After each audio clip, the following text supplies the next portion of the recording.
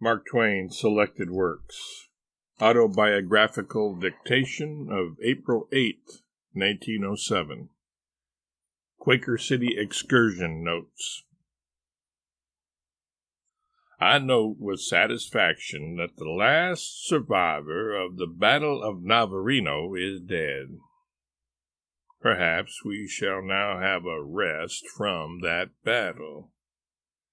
I seem to be including everybody, but it is merely a manner of speech. I am meaning only myself. The Battle of Navarino has been an annoyance to me all my life. I cannot remember back to the time when the mention of that battle did not irritate me. It is not that I had any grudge against the battle itself. It is only that I never could separate it from the Battle of Lepanto. I know of nothing that is more troublesome than a confusion of that kind. We all have them. No one is free from them. They embitter life and make existence a weariness. I have always known that it was in one of these battles that Cervantes was wounded, but I never could tell which battle it was without consulting the cyclopedia again. I have worn out many and many a cyclopedia in settling which battle it was, but I never could make the information stay after I had acquired it. I have consulted the cyclopedia again, and this time I find, as usual, that it was in the Lepanto fight that Cervantes was wounded. It is the 150th time that I have found that out, and it is about the 100th time that I have wished he had been wounded in both those battles. Then I could keep his record clear and my own mind at rest. The fact that one of the battles was older than the other by about 3 centuries is of no help to me. In my muddled head they stick together, and I cannot separate them. But the thing that interests me is the curious fact that I should get a personal satisfaction out of the death of the last survivor of Navarino, for I had nothing against him. I was only tired of his battle. Now then. But never mind, let it go. It is not worthwhile to try to analyze my feeling. I should never be able to do it. It is like the feeling which I have harbored against the Princess of Montenegro for 40 years. That name always irritates me. Still, there is something like a definite reason for it. A trivial one, and yet, in effect, a reason.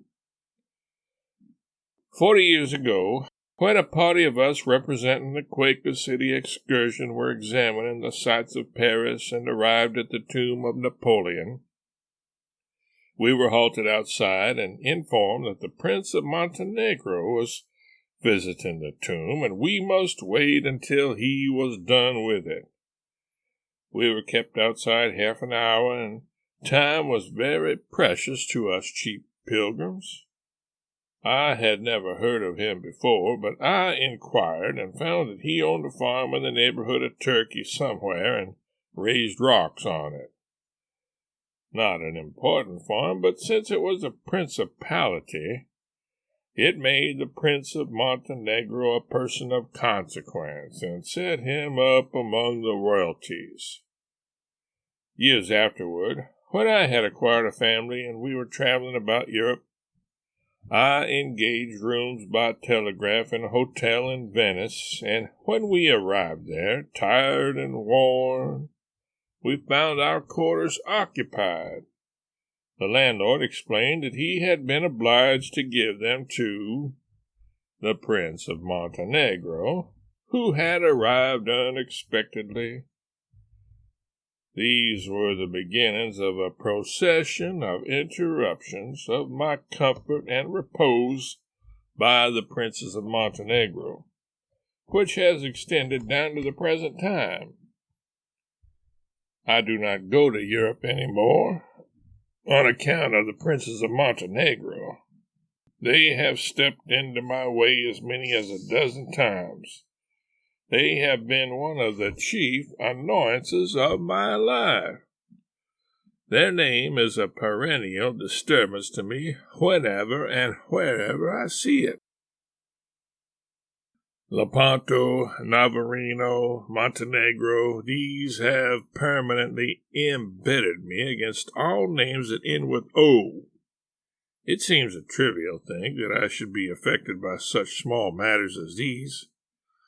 And yet it is only natural, since all human concerns are trivial, and these are as large as any of them. And this reminds me that I came across William T. Stead yesterday. He is over here to take part in an international peace convention, which is to assemble a week or 10 days from now. His project is to select 1 or 2 widely known men in each country and band them together in a commission, which shall visit all the presidents and crowned heads and persuade them to endorse and support a proposition to be laid before this year's Hague Tribunal. The idea is to have that tribunal pass an international law requiring quarreling states about to go to war to postpone overt action until 30 days after they shall have made up their minds to draw the sword. This is to give time for the other states of Christendom to try to pacify the belligerents and compromise the quarrel and prevent the war. As one of the members of the American contingent of this roving commission, Mr. Stead had nominated me, but I told him I could not serve, that my active days were over, and that even short journeys were a distress to me, and I could not think of venturing a long one. He said it was hardly my privilege to decline this great service, that it was my duty to do everything that in me lay to advance the human race, as long as the breath should remain in my body. But I said it was not worthwhile for the reason that you can't advance the human race and make it stay advanced, that every time you propped up its wobbling form on one side, it toppled over on the other, that all its affairs are transitory and unstable, and none of them important, for that reason, that all ameliorations of the condition of the human race are impermanent. As soon as you reform them in one particular, the race breaks out in another place worse than ever. That it is a weary and unprofitable enterprise to keep on caulking a rickety old ship that springs a new leak every time you caulk an old one, and so on and so on. A long chapter of discussion between us without a result. He holding that the affairs of the human race are important, worth our best efforts for their improvement, and our loyal belief in the proposition that the improvement can be made permanent, and I denying these things in detail and in mass.